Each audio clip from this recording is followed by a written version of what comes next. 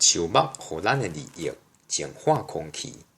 台湾因为国家小、人口济，人人惯势驶车和骑奥多摆，而且有超过70%的发电是源自火力发电，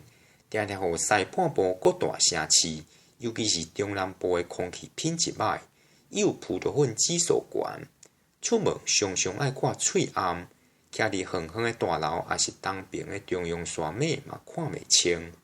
要安怎解决空气污染的问题？伫去年县市长的选举中，也真做候选人重大的政见。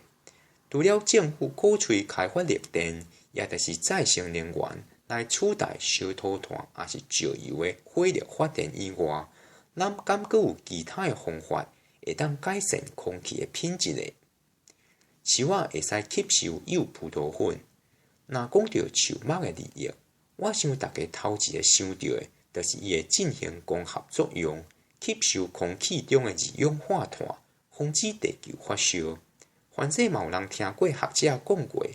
伫大城市起公园种树仔，会使帮助都市降温，压制所谓的热岛效应。毋过，敢有人听过树仔的树叶会使吸收有葡萄粉，净化空气，就敢若空气清净机共款。今年5月，英国兰卡斯特大学的巴布拉马尔教授针对无共树仔树叶吸收空气中有葡萄粉的能力做分析。伫风洞实验里，伊甲车辆烟筒管排出来垃圾气，喷向9种无共种类的树仔，刷入去观察流过树仔的废气中有葡萄粉的浓度变化。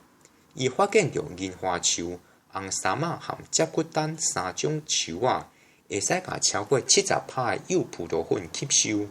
用电子显微镜斟酌甲看，这3种树仔树叶仔黏真侪有葡萄粉，而且叶仔表面若愈粗，也是愈侪幼膜，会使黏愈侪土粉粒仔。马尔加的 Scientist 杂志讲，伫大路边种这3种树仔，会使甲各种交通工具所排放的污烟内底的有葡萄粉吸收，对人的健康会有大利益。有葡萄粉对人健康的危害早就毋是秘密啦。科学界已经发现，输伤侪有葡萄粉会增加人着下骨、中风、心脏病、糖尿病和失智症的几率。马尔教授伫英国一篇研究嘛发现着，因为有葡萄粉真幼，若互人输入去鼻孔内，有材料钻入去脑部，影响着囡仔心智的发展。伊建议会使伫空气污染严重的所在加种棵树仔，甲垃圾的空气清清的。毋过伊嘛提醒讲，调治树叶污染物，若互雨水冲落土，年久月深一直累积了后，恐惊会有土地污染的问题。所以透过种树仔来改善空气的品质，敢若是治标。将其买使用绿电和驶电动车，才是咧治本。